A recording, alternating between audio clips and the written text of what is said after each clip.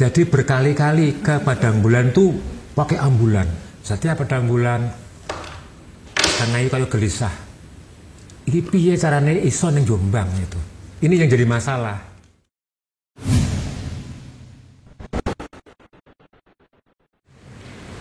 Sahabat semuanya, Assalamualaikum warahmatullahi wabarakatuh. Waalaikumsalam warahmatullahi wabarakatuh. Saya punya cerita yang ini menjadi memori yang tak terlupakan bagi saya. Setiap kali akan Padang Bulan selalu terbersit keinginan untuk pergi ke sebuah desa di Menturo, ke sebuah desa kecil di Jombang bagian utara. Dan pada waktu itu saya bersama sahabat kecil saya, namanya Mas Giri. Dia seorang guru SD yang sangat-sangat berniat sekali setiap Padang Bulan itu untuk mengajak pergi ke Jombang. Dan suatu hari saya berdua dengan Mas Giri naik bis dengan segala macam untel-untelannya, baunya dan lain sebagainya. Asik, pokoknya itu sangat mesra naik bis itu. Kemudian kita turun di Peterongan. Turun di Peterongan, gelap. Waktu itu kita bingung mau kemana gitu, mau naik apa. Belum ada Gojek, belum ada Grab, belum ada apapun. Yang ada hanyalah tukang becak. Singkat kata, karena kondisi juga mepet, nyang-nyanganlah dengan tukang becak itu. Terjadi kesepakatan, kalau nggak salah itu 15.000 rupiah dari Peterongan sampai kontraknya sampai di Menturo. Ya akhirnya dengan ketawa ketiwi cekakak cekiki dengan Giri kita sampai di desa sebelahnya Menturo, itu namanya Sebani. Kondisi waktu itu tidak memungkinkan becak lewat karena masih lumpuh dan sebagainya. Akhirnya kita berhenti di situ. Dari Sebani kita jalan kaki, cukup lumayan lah, kira-kira mungkin 20-30 menit jalan kaki. Dan ternyata sampai di situ kita juga tidak bisa membelah manusia yang masuk. Akhirnya ya sudah, kita nongkrong di situ sambil menunggu kesempatan kapan kita bisa, saya dan Mas Giri itu bisa menembus lautan manusia itu. Nah, kesempatan kali ini saya ingin bernostalgia. Kami ingin bernostalgia. Bagaimana asbabun nuzulnya pengajian itu, bagaimana apa sih sebenarnya yang akan ada di situ. Dan sudah hadir kali ini Cak Fuad. Assalamualaikum Cak Fuad. Waalaikumsalam warahmatullahi wabarakatuh. Beliau adalah putra tertua dari keluarga Jombang, kalau saya menyebut keluarga Menturo, yang tahu betul bagaimana keluarga Jombang, keluarga Menturo ini menafkahkan apa yang punya kepada masyarakat. Dan juga tentu kalau kita ngomong Padang Bulan ada Cak Nun. Assalamualaikum Cak Nun. Waalaikumsalam warahmatullahi wabarakatuh. Nah, ada banyak pertanyaan nanti yang akan saya ajukan ke Cak Nun. Karena posisi waktu itu Cak Nun bermukim di Jogja. Ada juga Mas Banar, seorang pelaku tarekat Padang Bulan. Nah, sebelum ke Banar ini, Mas Banar ini adalah seorang penyiar Jeronimo, teknisi juga Jeronimo, seorang anggota Orari, seorang pesepeda juga yang ampuh, yang baru saja menyelesaikan rutenya sampai tur ke Ambarawa, Salatiga dan ke Jogja. Assalamualaikum Mas Banar. Waalaikumsalam warahmatullahi wabarakatuh. Sebelum ke Cak Nun dan Cak Fuad, saya pengen tanya dulu ke Mas Banar. Apa sih yang menyebabkan Mas Banar sebagai seorang pelaku tarekat? Saya menyebutnya tarekat Padang Bulan karena setiap mau Padang Bulan itu mesti aki-aki gitu, mesti ke sana. Apa yang menyebabkan itu, Mas Banar? Ya, terima kasih Cak Nun, Cak Fuad, juga Mas Sedap. Itu di tahun 90-an ya. Jadi mungkin 92, 93. Pertama itu Mas Edot, yuk nih Jombang. Jombang opo gitu loh. Nah, kita berangkat ke sana. Ya pertama mungkin happy-happy ya, senang-senang apa piye gitu. Ternyata sana ke Menturo, ke di tempatnya Cak Nun, sudah ada istilah namanya padang bulan. Nah, setelah berlangsung itu awal-awal padang bulan, oh ternyata menarik. Itu awalnya. Terus berjalan per bulan, itu kan setiap bulan ya. Setiap bulan padang bulan, setiap bulan padang bulan. Nah, kebetulan orang kan pada nggak ngerti, masyarakat nggak ngerti. Mengajar padang bulan, apa tau kuwi? Nah, pertama saya ngajak temen, ada yang mau, ada yang enggak. Nah, kebetulan setiap mau padang bulan, tanggal 15 padang bulan itu kan tanggal 14 Hijriah ya. Kita istilahnya apa ya, biayaan itu loh. Wah ngarep padang bulan biayaan. Iku wayahe. Ayo ngetan. Nah, itu selalu magnet apa yang membuat harus ke Jombang gitu loh. Kayak cowok mau ketemu ceweknya gitu.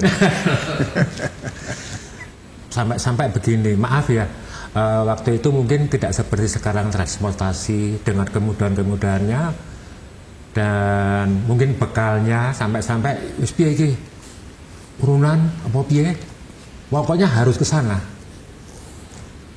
Nah, sampai Mas Edot kebetulan sudah menjadi dokter ya. Wis kayak nganggo ambulan. Jadi berkali-kali ke padang bulan tuh pakai ambulan. Iya, ambulan puskesmas. Pakai ambulan puskesmas. Pakai ambulan puskesmas.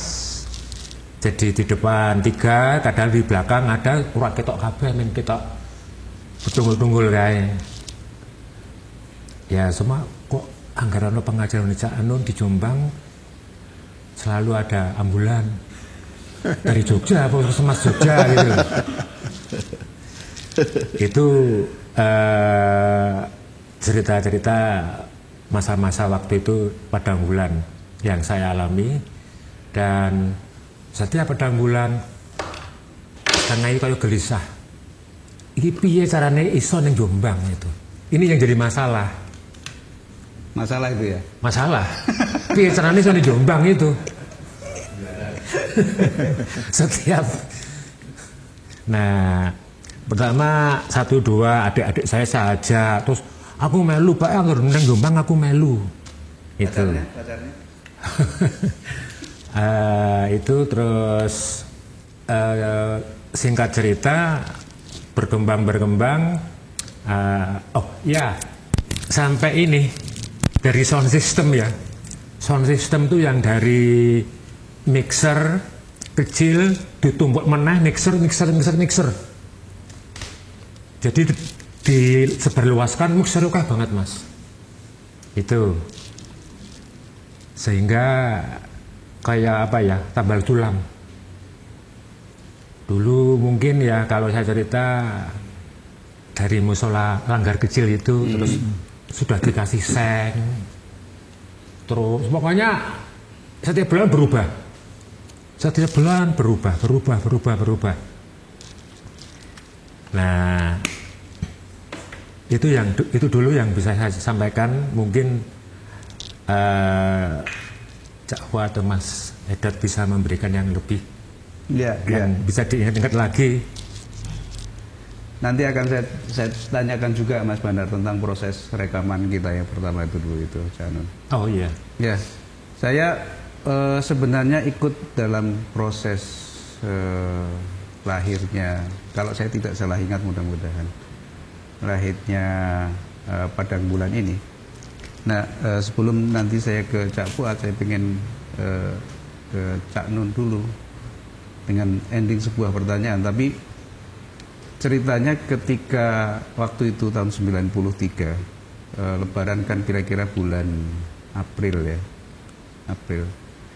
Di Lebaran hari pertama saya sowan ke Patangpuluhan. Kemudian Cak Nun menawarkan diri, Dot, aku dudo, kowe ya dudo toh. Nah, dudo saya itu karena pada hari kelima pernikahan saya, istri saya pergi sekolah ke Amerika. Jadi dudo dalam tanda petik. Ayo, kowe tak jak neng Jombang, sowan ibu. Wah ya gelem. Nah, hari kedua kami berangkat dari Jogja jam setengah 12 malam, tapi prakteknya ya berangkatnya setengah 1 malam dengan Mitsubishi Galant bersama dengan Mas Arif Afandi waktu itu. Jawa Pos ya. Ya, Jawa Pos. Mas Arif kemudian karena dia mau ke Blitar, dia turun di Simpang 3 Kertosono. ke Kertosono atau Nganjuk. Banyak cerita sebenarnya. Saya protes sama Cak Nun. Budal bengi, Cak. Iya bengi. Ngelawan takdir, saya bilang gitu. Cak Nun ketawa. Itu ngelawan takdir lah. Ya takdirnya malam itu untuk tidur, untuk nyetir.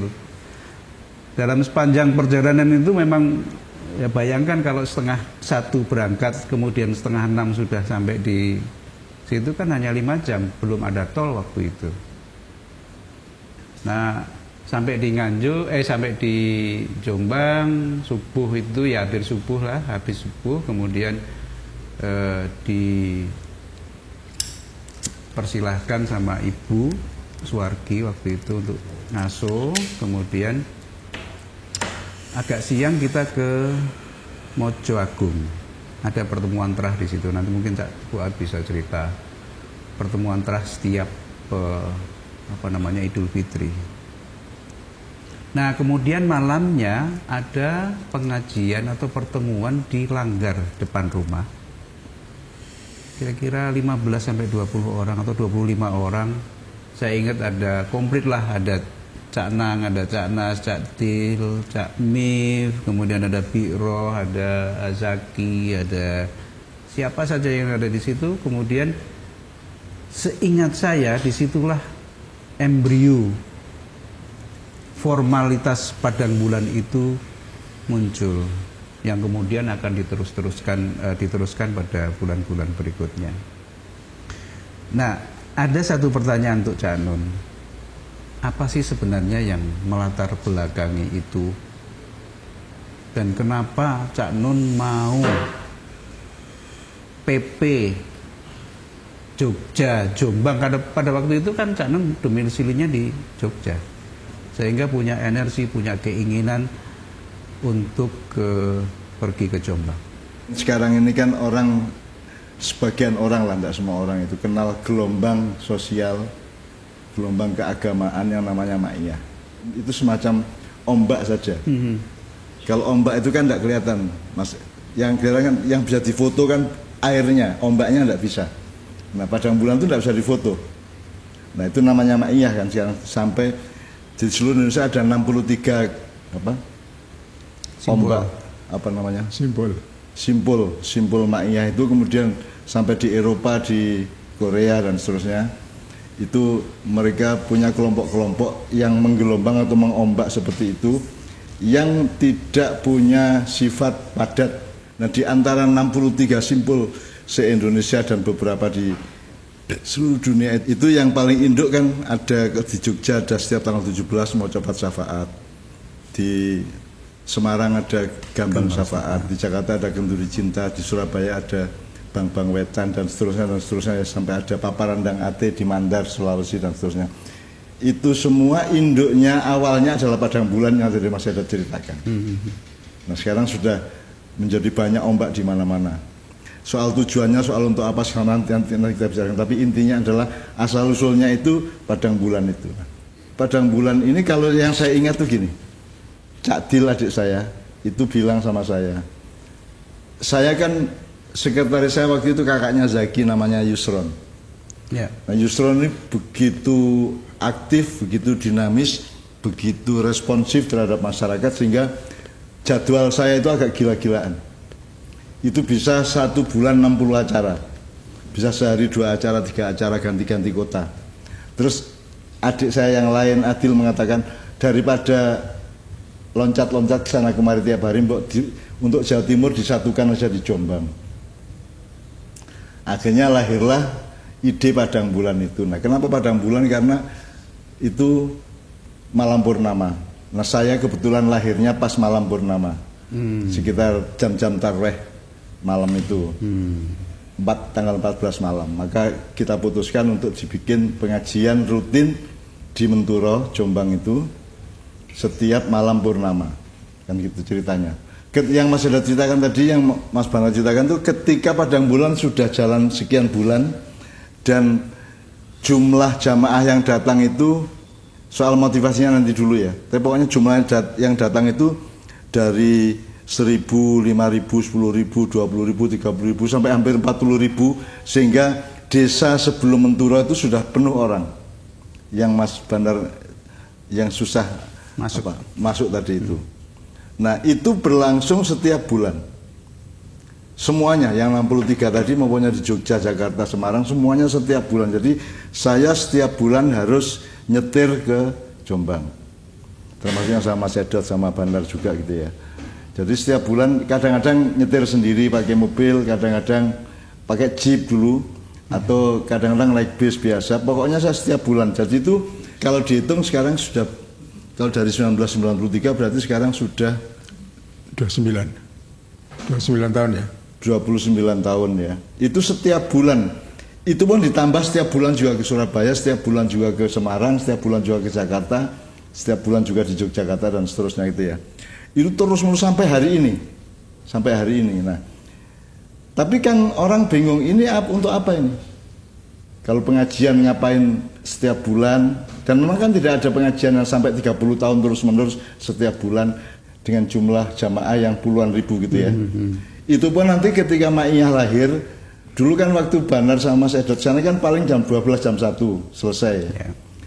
Ketika Ma'iyah dimulai itu kan sudah sampai jam 3 Pak. Itu pun kalau nggak ada subuh mesti akan langsung sampai matahari terbit.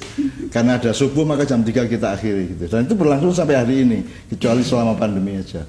Nah, jadi sekarang yang Mas Edot ceritakan tadi awal mulanya dulu itu menurut saya, yang Mas Edot ikut rapat, Banar ikut dan apa, ikut mengatur positioning apa, sound dan seterusnya, termasuk merekam sejumlah hal.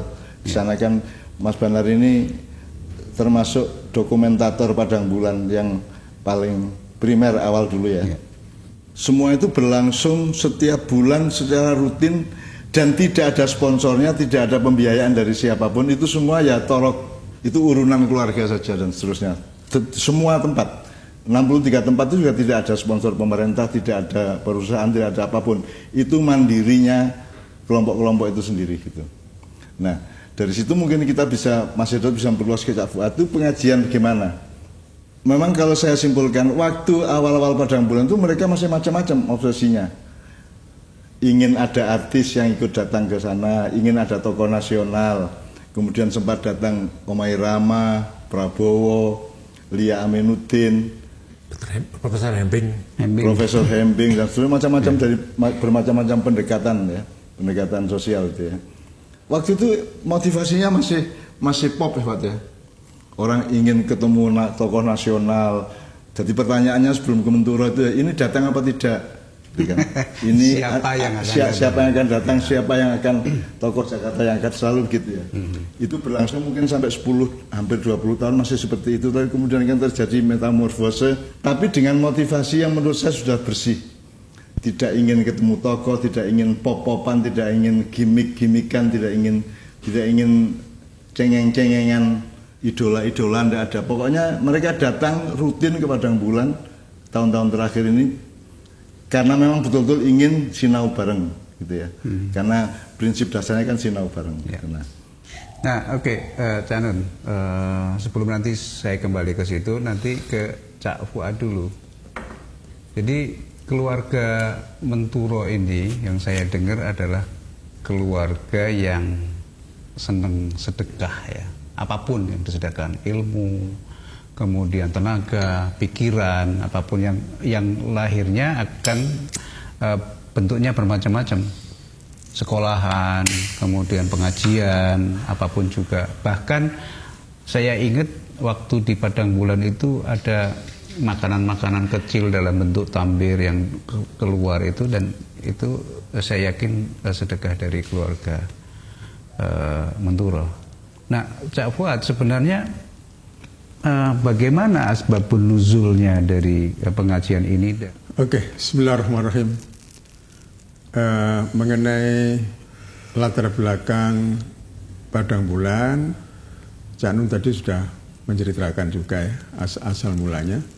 Ya, meskipun mungkin juga ada beberapa versi lain yang bukan bertentangan tapi berbeda, ya, sesuai dengan ya tentunya apa yang dilihat dan dialami sendiri oleh yang menceritakan itu. Ya, saya akan coba sampaikan pertanyaan Mas Edo tadi, kenapa sih keluarga ini, ya, keluarga Cak Mat dan Yumah kalau di sana ya, orang tua kami itu kok mengadakan suatu kegiatan yang ya mungkin menyusahkan diri sendiri bagi sebagian orang ya. Ya. Sampai harus Cak Nun datang setiap bulan dari Jogja ke Malang, kemana ke Jombang, saya dari Malang juga ke Jombang dan seterusnya ya. Jadi kami putra-putra Pak Muhammad dan Ibu Halimah ini memang dididik untuk singkatnya barangkali mengabdi ya kepada Allah dalam bentuk mengabdi kepada masyarakat. Ya. Kami tidak pernah diberitahu, diajarin secara verbal ya, kamu harus begini, harus begitu, nggak ada. Tapi kami dididik melalui contoh. Nah itu yang penting. Tidak pernah kita ini disuruh ini itu enggak. Tapi mereka beri contoh. Ya, bagaimana ayah itu